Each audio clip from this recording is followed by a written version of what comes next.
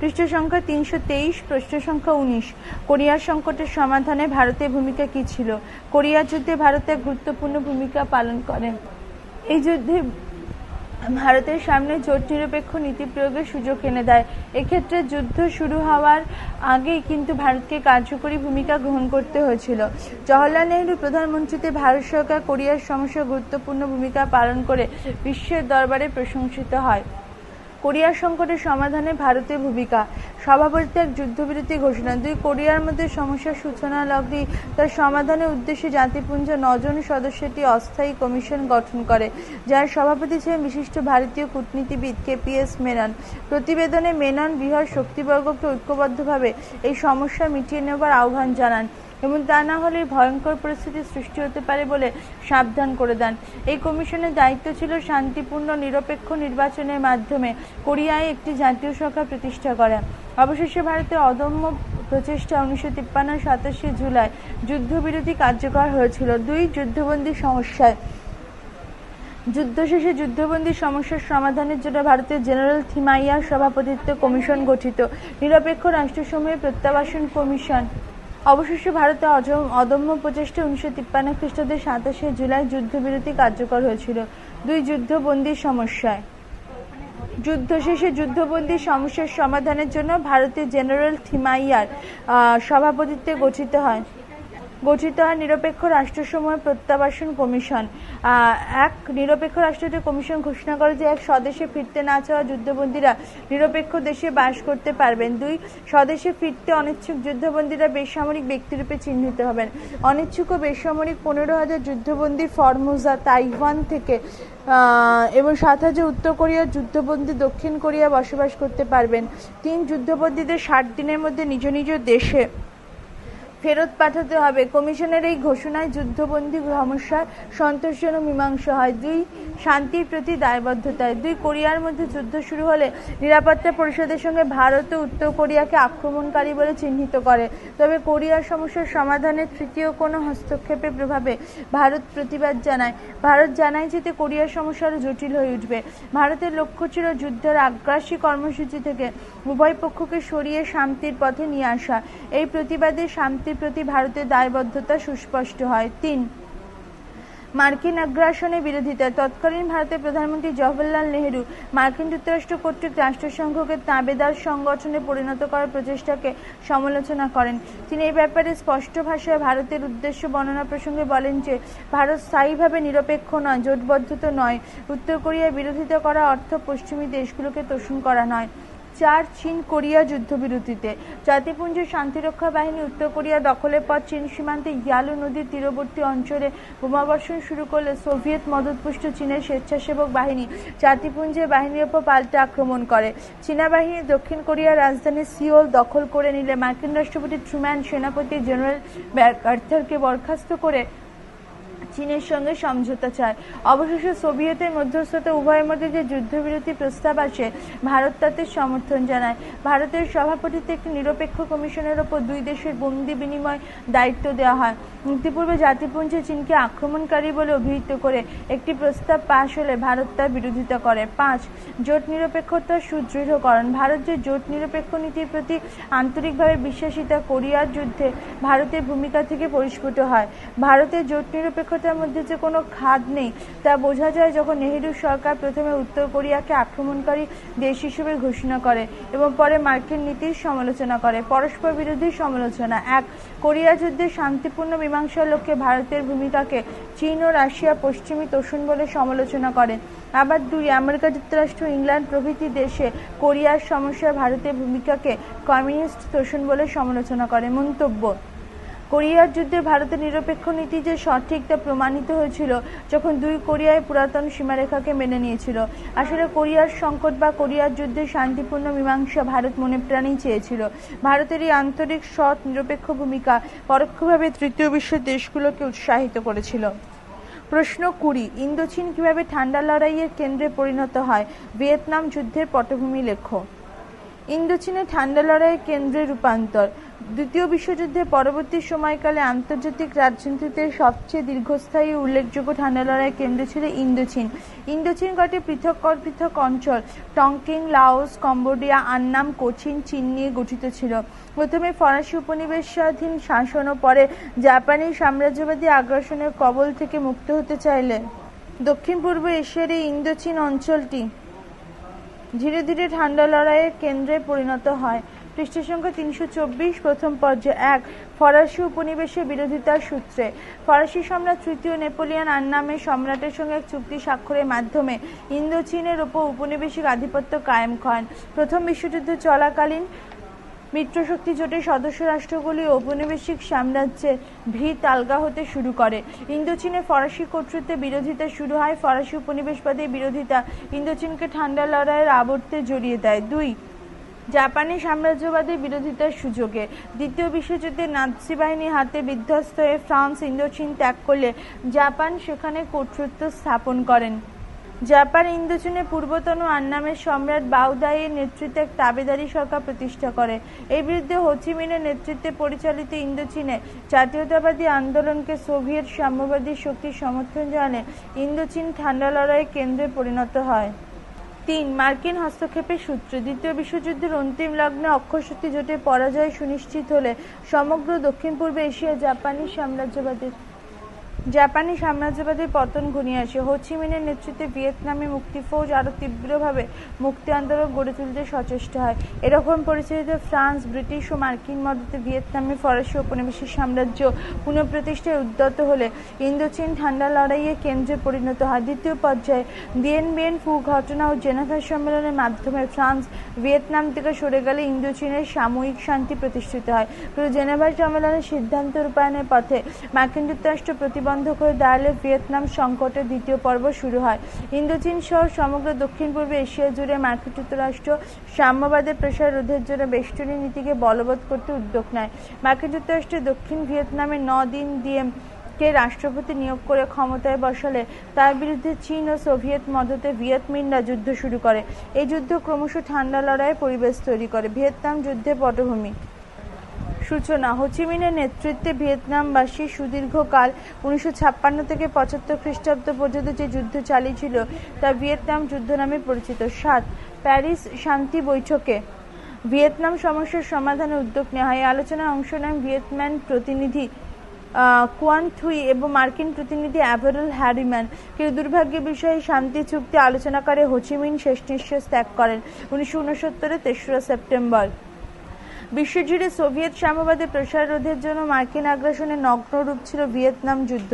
প্রথম দিকে ফরাসি সাম্রাজ্যবাদ, পরে মার্কিন সাম্রাজ্যবাদ ভিয়েতনামে নিজেদের কর্তৃত্ব প্রতিষ্ঠা করতে চাইলে চীন ও সোভিয়েতের সাহায্যপুষ্ট ভিয়েতনামবাসী রুখে দাঁড়ায়। শুরু হয় দীর্ঘস্থায়ী ভিয়েতনাম যুদ্ধ। এই যুদ্ধের পটভূমি বিশ্লেষণে দেখা যায় 1 উপনিবেশ বিরোধী সংগ্রাম। দ্বিতীয় বিশ্বযুদ্ধের আগে থেকে দক্ষিণ পূর্ব এশিয়ার অন্তর্গত মালয়, শ্যাম, থাইল্যান্ড, ব্রহ্মদেশ, মায়ানমার ইত্যাদি দেশে উপনিবেশ বিরোধী সংগ্রাম চরমে পৌঁছেছিল।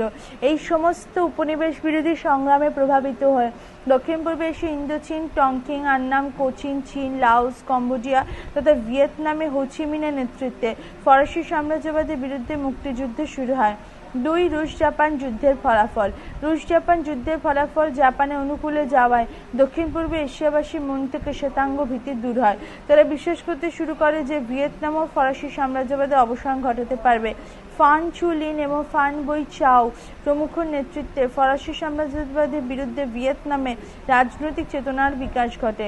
রাজনৈতিক চেতনায় উদ্বুদ্ধ ভিয়েতনামবাসী প্রথমে ফরাসি ও পরে জাপানি উপনিবেশ বিস্তারে বাধা দিলে ভিয়েতনাম যুদ্ধ বাধে। 3 চীনের প্রজাতান্ত্রিক বিপ্লব সান ইয়াত-সেনের নেতৃত্বে শ্রমিক ও কৃষক শ্রেণীর সক্রিয় সহযোগিতায় সমাজতান্ত্রিক বিপ্লবের মাধ্যমে চীনে গণপ্রজাতন্ত্রী সরকার।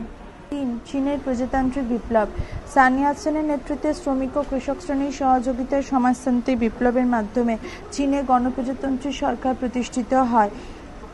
1911 খ্রিস্টাব্দে চীনের এই প্রজাতান্ত্রিক বিপ্লবে ভাবধারায় উদ্বুদ্ধ ভিয়েতনামিরা ফরাসি সাম্রাজ্যবাদের বিরুদ্ধে লড়াইয়ের প্রস্তুতি নেয়। পৃষ্ঠা 325 4 মার্কিন যুক্তরাষ্ট্রের হস্তক্ষেপ মার্কিন যুক্তরাষ্ট্র প্রথম দিকে ভিয়েতনাম সংকট হস্তক্ষেপ না করে নিরপেক্ষ থাকে। কিন্তু মাও সেতুংয়ের নেতৃত্বে চীনের কমিউনিস্ট শাসন প্রতিষ্ঠিত হলো 1949-এ এবং দক্ষিণ পূর্ব এশিয়া জুড়ে সোভিয়েত মদতে সাম্যবাদের প্রসার ঘটাতে শুরু করলে আমেরিকা চুপ করে থাকতে পারেনি। জেনেভা সম্মেলনের পর থেকে মার্কিন যুক্তরাষ্ট্র পরোক্ষভাবে দক্ষিণ ভিয়েতনামে 9 দিন দিয়ে সরকারকে অর্থ এবং অস্ত্র দিয়ে সাহায্য করতে শুরু করলে ভিয়েতনাম যুদ্ধ চরমে পৌঁছয়। 5 পটসডাম সম্মেলনের সিদ্ধান্ত। দ্বিতীয় বিশ্বযুদ্ধের সূচনা হওয়ার পর জাপান ইন্দোচীনে নিজেদের অধিকার প্রতিষ্ঠা করে, কিন্তু দ্বিতীয় বিশ্বযুদ্ধে হেরে গিয়ে জাপান আত্মসমর্পণে বাধ্য হয়। পটসডাম সম্মেলনে জুলাই 1945-এ সিদ্ধান্ত নেওয়া হয় যে জাপান ইন্দোচীন থেকে সরে এলে ইন্দোচীনের 17 ডিগ্রি উত্তর অক্ষরেখা বরাবর উত্তরে কুওমিন্টাং চীন এবং দক্ষিণ ব্রিটেনের দায়িত্ব নেবে, কিন্তু ফ্রান্স ইন্দোচীনে তার নেতৃত্ব প্রতিষ্ঠা করতে চাইলে ব্রিটেনের দক্ষিণ ইন্দোচীন থেকে সরে যায় এবং কুওমিন্টাং চীন ও উত্তরে ইন্দোচীন হোচিমিনের হাতে তুলে দেয়। প্রশ্ন 21, 1954 খ্রিস্টাব্দ অবধি ভিয়েতনামের ইতিহাসে হোচিমিন কি ভূমিকা গ্রহণ করেন? দ্বিতীয় বিশ্বযুদ্ধোত্তর বিশ্বের ইতিহাসে সবচেয়ে আলোড়নকারী ও দীর্ঘস্থায়ী সংঘাত ছিল ভিয়েতনাম যুদ্ধ। একে একে ফরাসি, জাপানি, মার্কিন সাম্রাজ্যবাদের বিরুদ্ধে এই যুদ্ধ সংঘটিত হয়। হোচিমিন, আদি নাম নগুয়েন আই কুওক, এই যুদ্ধে আমৃত্যুর নেতৃত্ব দেন এবং ভিয়েতনামবাসীকে সাফল্যের দোরগোড়ায় পৌঁছে দেন।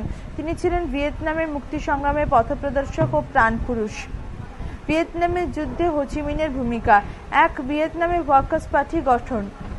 ফরাসি সম্রাট তৃতীয় নেপোলিয়ন আন্নামির সম্রাটের সঙ্গে চুক্তি স্বাক্ষরের মাধ্যমে ইন্দোচীনের ওপর ফরাসি আধিপত্য কায়েম করেন। হোচিমিন প্রথম জীবন থেকেই এই ফরাসি সাম্রাজ্যবাদী বিরোধী ছিলেন। তিনি ফরাসি সাম্রাজ্যবাদীর বিরুদ্ধে আপসহীন লড়াইয়ের লক্ষ্যে ভিয়েতনাম ওয়ার্কার্স পার্টি 3রা ফেব্রুয়ারি 1930-এ গঠন করেন। পরবর্তীকালে এই সংগঠনটি ভিয়েতনাম কমিউনিস্ট পার্টি নামে পরিচিত হয়। 2. সাম্যবাদী বিদ্রোহের নেতৃত্ব দেন। হোচিমিন ছিলেন সাম্যবাদী আদর্শে বিশ্বাসী এক কমিউনিস্ট নেতা। তিনি ভিয়েতনাম ওয়ার্কার্স পার্টি নেতৃত্বদানের মধ্য দিয়ে ইন্দোচীনের শ্রমিক ও কৃষক শ্রেণীকে সংঘবদ্ধ করেন।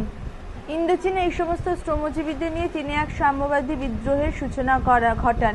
এই বিদ্রোহ ছিল ফরাসি সাম্রাজ্যবাদের বিরুদ্ধে ভিয়েতনামবাসী প্রথম সরব প্রতিবাদ, যদিও শেষ পর্যন্ত বিদ্রোহ ব্যর্থ হয়। 3. ভিয়েতমিন গঠন। ভিয়েতনামের মুক্তিকামীদের নিয়ে Ho Chi Minh league for the independence in Vietnam গড়ে তোলেন। এই সংগঠনটি সংক্ষেপে ভিয়েতমিন নামে সুপরিচিত হয়ে ওঠে। কমিউনিস্ট ও জাতীয়তাবাদী সমানভাবে অংশগ্রহণ করায় ভিয়েতমিন জাতীয়তাবাদী সংগঠনের রূপ নেয়। জাতীয়তাবাদ ও সাম্যবাদের মধ্যে সেতুবন্ধন করে এই সংগঠনটি।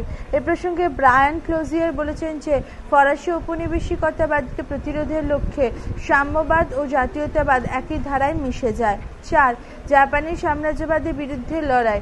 দ্বিতীয় বিশ্বযুদ্ধে নাৎসি জার্মানির কাছে পরাজিত হয়ে বিধ্বস্ত হয়ে ফ্রান্স ইন্দোচীন থেকে সরে এলে জাপান সেখানে নিজেদের আধিপত্য গড়ে তোলে। ফলে এবার হোচিমিনের নেতৃত্বে ভিয়েতমিনরা জাপানি সাম্রাজ্যবাদের বিরুদ্ধে লড়াই শুরু করে। কিন্তু দ্বিতীয় বিশ্বযুদ্ধের শেষে মিত্রশক্তির কাছে অক্ষজোটের পরাজয় ঘটলে জাপান আত্মসমর্পণে বাধ্য হয় 1945-এর 14ই আগস্ট। ইন্দোচীন সহ সমগ্র দক্ষিণ পূর্ব এশিয়া থেকে জাপানি সেনাবাহিনী প্রত্যাহার করে নেওয়া হয়।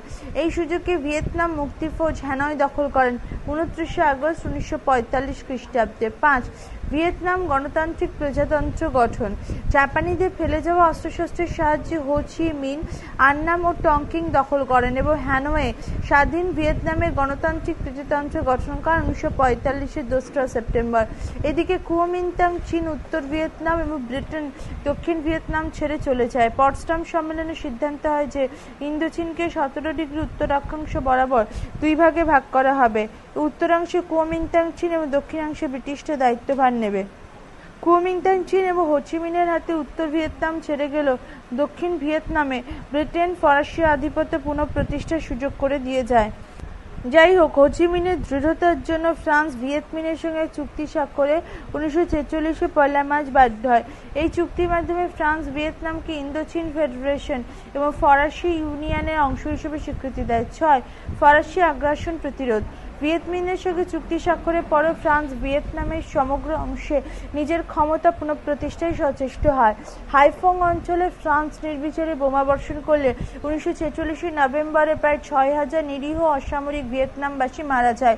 এই ঘটনায় ক্ষুব্ধ হয়ে ভিয়েতনাম বাহিনী ফরাসি অধিকৃত টংকিংয়ে গেরিলা আক্রমণ চালায় 1946-এর ডিসেম্বর। পৃষ্ঠা 326। এতে 40 জন ফরাসির মৃত্যু হয়, 200 জন ফরাসিকে অপহরণ করা হয় এবং ইন্দোচীনে শুরু হয় দীর্ঘস্থায়ী ভিয়েতনাম যুদ্ধ। 7. চীন ও রাশিয়ার সাহায্য লাভ। 3 বছর ধরে টানা যুদ্ধ চালানোর পর ফরাসি বাহিনী হতোদ্যম হয়ে পড়ে।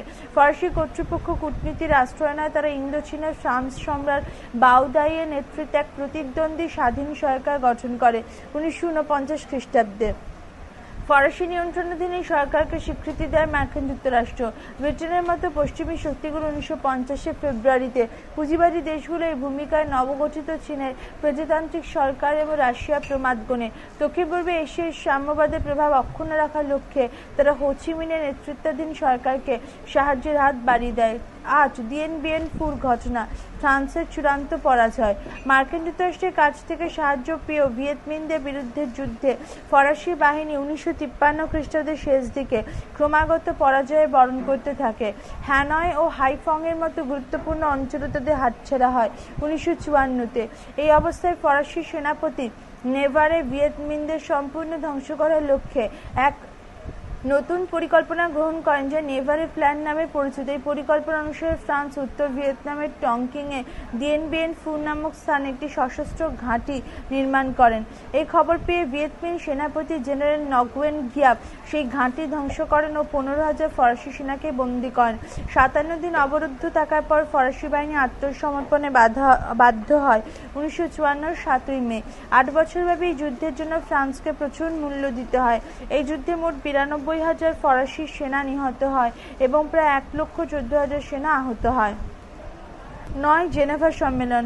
দিয়েন বিয়েন ফুর যুদ্ধে চূড়ান্ত পরাজয়ের পর ভিয়েতনাম ফ্রান্স আর যুদ্ধ চালাতে রাজি ছিল না। ফ্রান্সের নতুন প্রধানমন্ত্রী পিয়ের মেন্ডেন্স ফ্রান্স শান্তিপূর্ণ আলোচনার মাধ্যমে ইন্দোচীন সমস্যার সমাধানের উদ্যোগ গ্রহণ করেন। এই সমস্যা নিয়ে আলোচনার উদ্দেশ্য নিয়ে দিয়েন বিয়েন ফুর ঘটনার পরদিন ইন্দোচীন সমস্যার সমাধানের লক্ষ্যে জেনেভাতে এক সম্মেলন বসে 1954 8ই মে।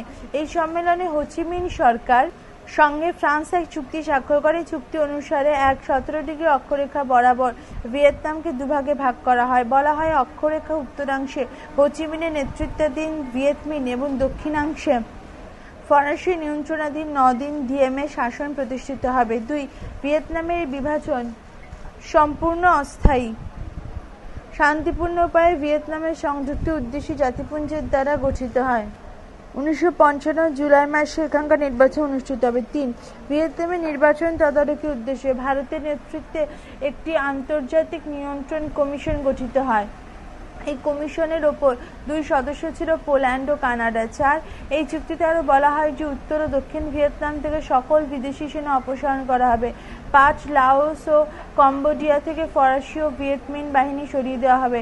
এই দুই দেশে পূর্বতন রাজতন্ত্র প্রতিষ্ঠিত হবে। পরবর্তী সময় মার্কিন যুক্তরাষ্ট্র যুদ্ধে সরাসরি অংশ নিলে ভিয়েতনামের সংকটকে ঘিরে ঠান্ডা লড়াই রাজনীতির সূচনা ঘটে। মূল্যায়ন: হো চি মিন তার জীবদ্দশা ঐক্যবদ্ধ ভিয়েতনামের স্বাধীনতার সূর্যোদয় প্রত্যক্ষ করে যেতে পারেননি, তবে তার অদম্য প্রচেষ্টার ফলশ্রুতি হিসেবেই পরবর্তীকালে এক গণ অভ্যুত্থানের মধ্য দিয়ে দক্ষিণ ভিয়েতনামে ডিএম সরকারের পতন ঘটে 1963 নভেম্বরে।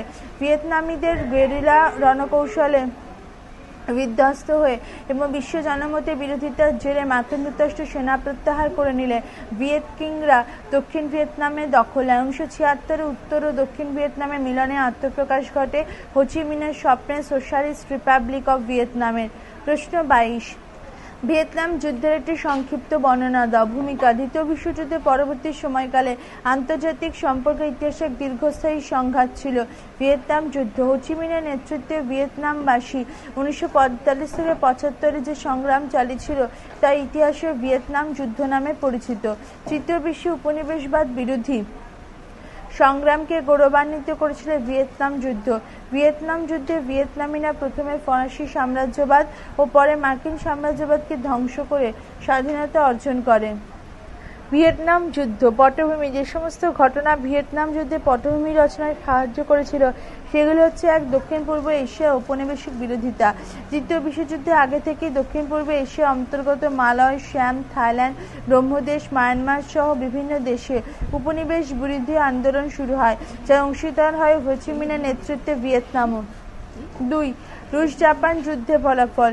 রুশ জাপান যুদ্ধের ফলাফল জাপানের অনুকূলে যাওয়ায় দক্ষিণ পূর্ব এশিয়াবাসীর মতো ভিয়েতনামবাসী মন থেকে শ্বেতাঙ্গ ভীতিও দূর হয়। তারা বিশ্বাস করতে শুরু করে যে ভিয়েতনামে ফরাসি সাম্রাজ্যবাদী আগ্রাসন ঠেকানো সম্ভব। 3 চীনের প্রজাতন্ত্রী বিপ্লব। 1911 খ্রিস্টাব্দে চীনের প্রজাতন্ত্রী বিপ্লব এবং স্থানীয় শ্রেণীর জাতীয়তাবাদী ভাবনায় উদ্বুদ্ধ ভিয়েতনামবাসীরা ফরাসি সাম্রাজ্যবাদের বিরুদ্ধে লড়াইয়ের জন্য তৈরি হয়।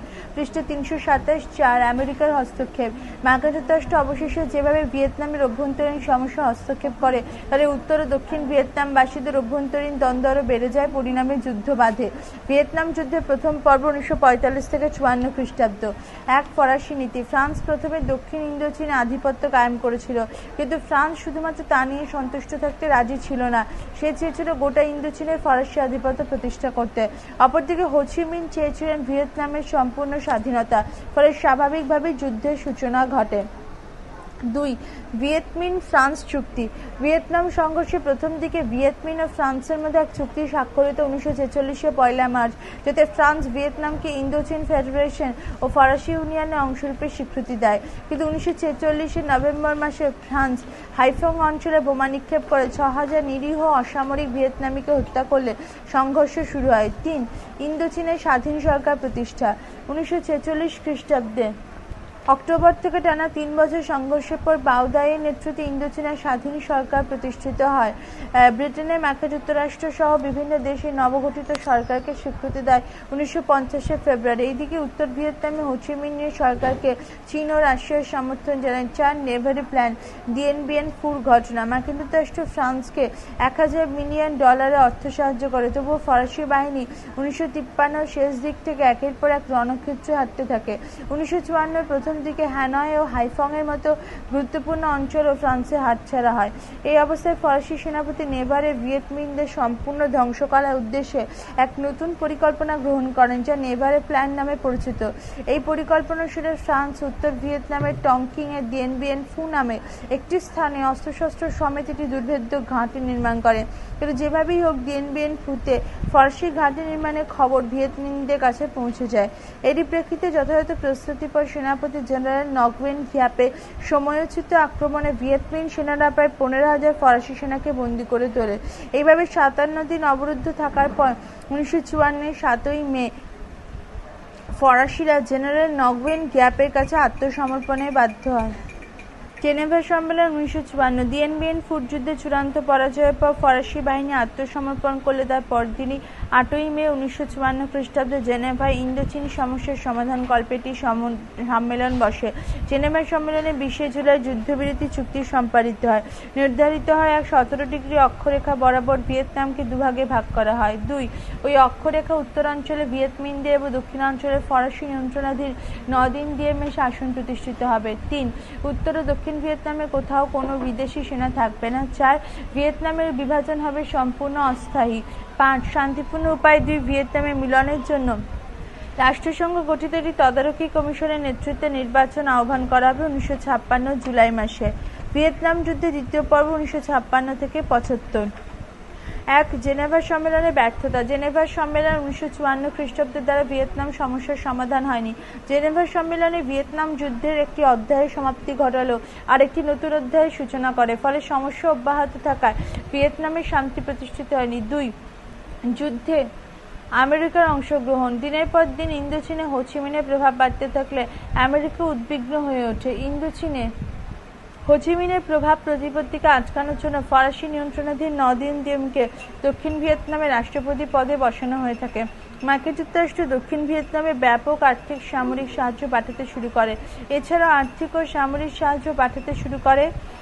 ম্যানিলা চুক্তি 8 সেপ্টেম্বর 1954 স্বাক্ষরকারী দেশগুলোকে নিয়ে মার্কিন যুক্তরাষ্ট্রের নেতৃত্বে গঠিত হয় সিয়াটো বা দক্ষিণ পূর্ব এশিয়া চুক্তি। 3 ভিয়েতকংদের সঙ্গে সংঘর্ষ। উত্তর ভিয়েতনামে মার্কিন অপচেষ্টাকে রুখে দিয়ে হো চি মিন বিভিন্ন জনকল্যাণমুখী কর্মসূচি রূপায়ণের মধ্য দিয়ে নিজের সরকারের জনপ্রিয়তা অক্ষুণ্ণ রাখেন। অপরদিকে দক্ষিণ ভিয়েতনামে ডিএম সরকার নির্বাচনের বিরোধিতা করলে সমগ্র ইন্দোচীন জুড়ে প্রবল বিক্ষোভ দেখা দেয়। দক্ষিণ ভিয়েতনামে নবগঠিত জাতীয় মুক্তি ফ্রন্টের যোদ্ধা ভিয়েতকংদের সঙ্গে ডিএম সরকারের সংঘর্ষ বাধে। 4 স্বৈরাচারী ডিএম সরকারের পতন। 1962 খ্রিস্টাব্দ নাগাদ ভিয়েতকংদের বিরুদ্ধে মার্কিন ও দক্ষিণ ভিয়েতনাম বাহিনী একজোট হয়ে আক্রমণ করে। ভিয়েতনামে মার্কিন হস্তক্ষেপের বিরুদ্ধে গোটা বিশ্ব জুড়ে প্রতিবাদের ঝড় বয়ে যায়। একদিকে গণ অভ্যুত্থানে ডিএম সরকারের পতন ঘটে 1963 নভেম্বরে। 5 স্বাধীন ভিয়েতনামে আত্মপ্রকাশ। 1973 23শে জানুয়ারি উত্তর ভিয়েতনামের রাজধানী হ্যানয়ে আমেরিকার সঙ্গে একটি চুক্তি স্বাক্ষরিত হয়। পৃষ্ঠা 328। ভিয়েতনাম থেকে আমেরিকা যুক্তরাষ্ট্র তার সেনাবাহিনী প্রত্যাহার করে নেয়। 1975 এপ্রিল মাস নাগাদ দক্ষিণ ভিয়েতনামের জেনারেল ভ্যান মিন সায়ানে ভিয়েতকংদের সঙ্গে আত্মসমর্পণ করলে উত্তর ও দক্ষিণ ভিয়েতনাম ঐক্যবদ্ধ হয়। আত্মপ্রকাশ করে স্বাধীন ঐক্যবদ্ধ সমাজতান্ত্রিক ভিয়েতনাম প্রজাতন্ত্রের ভিয়েতনাম যুদ্ধের গুরুত্ব। 1. আমেরিকার মর্যাদাহানিতে। ভিয়েতনাম যুদ্ধ থেকে আমেরিকাকে শেষ পর্যন্ত লজ্জা, অপমান, কলঙ্কের বোঝা নিয়ে প্রত্যাবর্তন করতে হয়েছিল। এতে আন্তর্জাতিক ক্ষেত্রে আমেরিকার মর্যাদাহানি ঘটে। 2. গেরিলা লড়াইয়ের শ্রেষ্ঠত্বের প্রমাণ।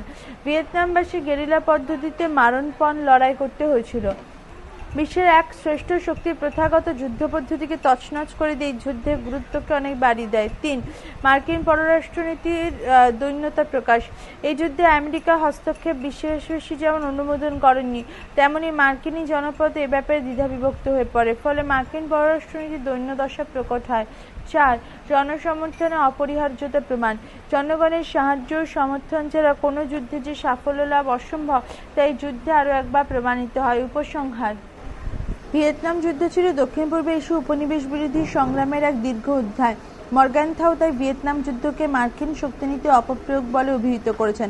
রাষ্ট্রসংঘের মহাসচিব জেনারেল উ থান্টের মতে, ভিয়েতনাম যুদ্ধ কমিউনিস্ট আগ্রাসনের যুদ্ধ নয়, এটি বিদেশি, বিশেষত আমেরিকানদের বিরুদ্ধে একটি জাতীয় মুক্তিযুদ্ধ।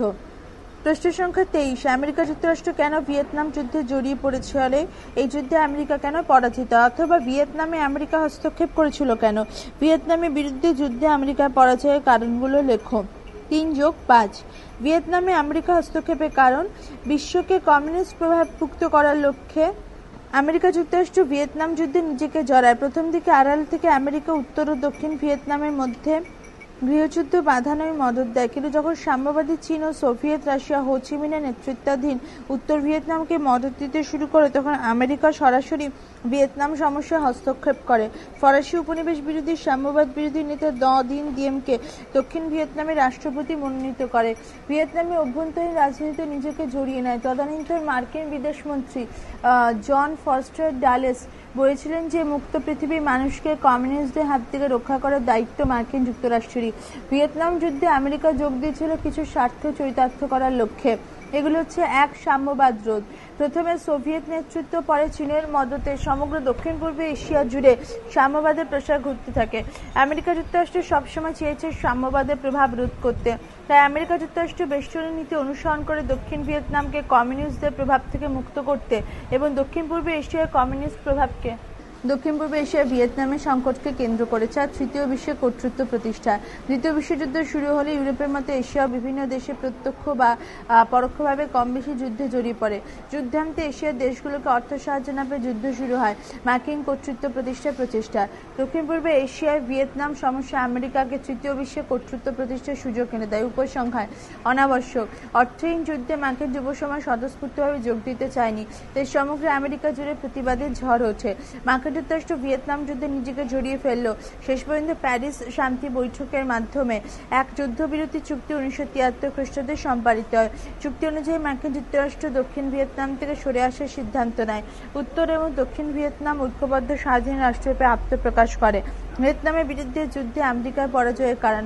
মুক্তিকামী ভিয়েতনামীরা স্বাধীনতা প্রাপ্তির লক্ষ্যে যে কষ্ট স্বীকার, সর্বস্ব ত্যাগ করার মানসিকতা দেখিয়েছিল, তা যে কোনো দেশের স্বাধীনতার ইতিহাসে অনুসরণযোগ্য নিদর্শন হয়ে থাকবে। প্রায় $1000 মিলিয়ন খরচ করে এবং 58,000-এর বেশি সৈন্য হারিয়েও আমেরিকার পক্ষে জয়লাভ করা সম্ভব হয়নি। পৃষ্ঠা 329। আমেরিকা যুক্তরাষ্ট্রে পরাজিত হওয়ার কারণ। পৃষ্ঠা 329। আমেরিকা যুক্তরাষ্ট্রে পরাজিত হওয়ার কারণ। 1. কমিউনিজমের বিরোধিতা করা। ভিয়েতনাম যুদ্ধে আমেরিকা যুক্তরাষ্ট্র দক্ষিণ ভিয়েতনামের ডিএম সরকারকে সমর্থন করে ভুল করে, কারণ এই সরকারের বিরোধী কমিউনিস্টরা ছিল অত্যন্ত শক্তিশালী। তারা ভিয়েতকং অর্থাৎ জাতীয় মুক্তি ফ্রন্টের সঙ্গে মিলিত হয়ে মার্কিনীদের বিরুদ্ধে প্রতিরোধ গড়ে তোলে। 2. ভিয়েতনামীদের তীব্র ও স্বাধীনতার আকাঙ্ক্ষা। ভিয়েতনামীরা নিজেদের দেশকে স্বাধীন করার লক্ষ্যে লড়াই করেছিল। তাদের এই তীব্র বিরোধিতা স্বাধীনতার আকাঙ্ক্ষার কাছে হার মানতে হয়েছিল বিদেশি মার্কিনীদের। স্বাভাবিকভাবে অস্তিত্ব রক্ষার লড়াইয়ের কাছে বিদেশি সাম্রাজ্যবাদের পরাজয় অবশ্যম্ভাবী ছিল। যুদ্ধ যত এগিয়েছে মানসিকভাবে মার্কিনীরা তত পিছিয়ে পড়েছে।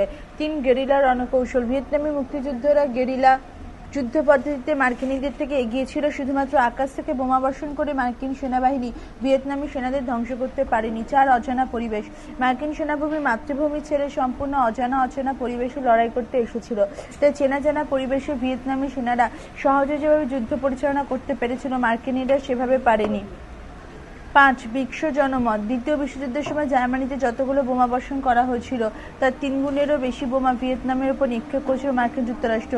তাই বিশ্ব জনমত সম্পূর্ণভাবে মার্কিনীদের বিরুদ্ধে চলে যায়। ফলে ভিয়েতনাম থেকে সেনারা সহজে যেভাবে যুদ্ধ পরিচালনা করতে পেরেছিল মার্কিনীরা সেভাবে পায়নি। ৫ বিশ্ব জনমত গঠন করা। দ্বিতীয় বিশ্বযুদ্ধের সময় জার্মানিতে যতগুলো বোমাবর্ষণ করা হয়েছিল তার ৩ গুণেরও বেশি বোমা ভিয়েতনামের উপর নিক্ষেপ করেছিল মার্কিন যুক্তরাষ্ট্র।